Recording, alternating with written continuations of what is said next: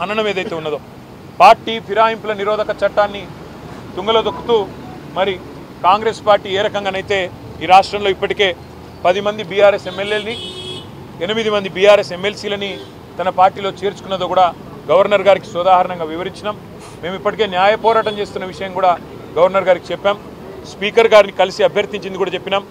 తేదీలతో సహా ఒక అభ్యర్థి అయితే ఖైరతాబాద్ ఎమ్మెల్యేగా బీఆర్ఎస్ టికెట్ మీద గెలిచి మొన్న పార్లమెంటు కాంగ్రెస్ టికెట్ మీద పోటీ చేసిన విషయాన్ని కూడా వారికి సోదాహరణంగా చెప్పడం జరిగింది. గవర్నర్ గారు ఆ విషయంలో కూడా స్పందించారు. తప్పకుండా నేను గవర్నమెంట్కు ముఖ్యంగా ఇక్కడ ప్రస్తుతం ఉన్న అధికారులకి స్పీకర్ గారికి కూడా నేను విషయాన్ని తెలుసుకొని నా పరిధిలో ఉన్నంత వరకు న్యాయం చేసే ప్రయత్నం చేస్తానని చెప్పి వారు చెప్పడం జరిగింది.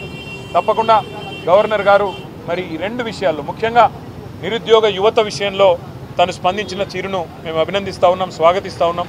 తప్పకుండా వెంటనే హోమ్ సెక్రటరీని కూడా పిలుస్తానని కూడా చెప్పారు.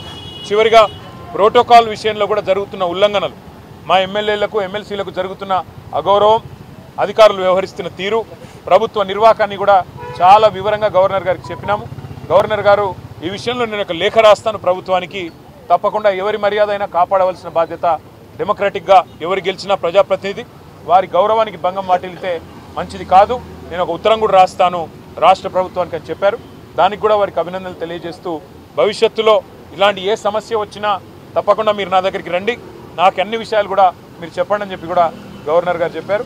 కేవలం గవర్నర్ గారితోనే ఆగకుండా భారతదేశంలో ఉండే రాజ్యాంగబద్ధమైన పదవుల్లో ఉండే పెద్దలందరూ ఎవరెవరైతే ఉన్నారో వారిని అందరినీ కూడా కలుస్తాం. కాంగ్రెస్ పార్టీ చేస్తున్న నిర్వాకం, ఒకవైపు రాజ్యాంగం పట్టుకొని రాజ్యాంగాన్ని రక్షిస్తున్నట్టు పోజులు కొడుతూ మరొక వైపు రాజ్యాంగాన్ని తుంగలో దొక్కుతున్న వైనం ఏదైతుందో ఇవన్నీ కూడా అటు అవసరమైతే రాష్ట్రపతి దాకా కూడా పోతాము, వారికి కూడా వివరించి చెప్తాం.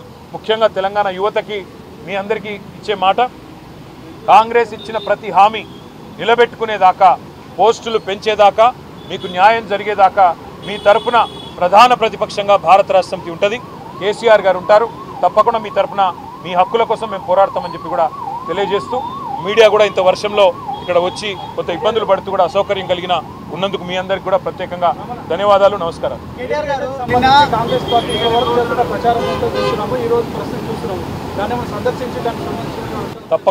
తప్పకుండా ఆలోచన చేస్తూ ఉన్నాము.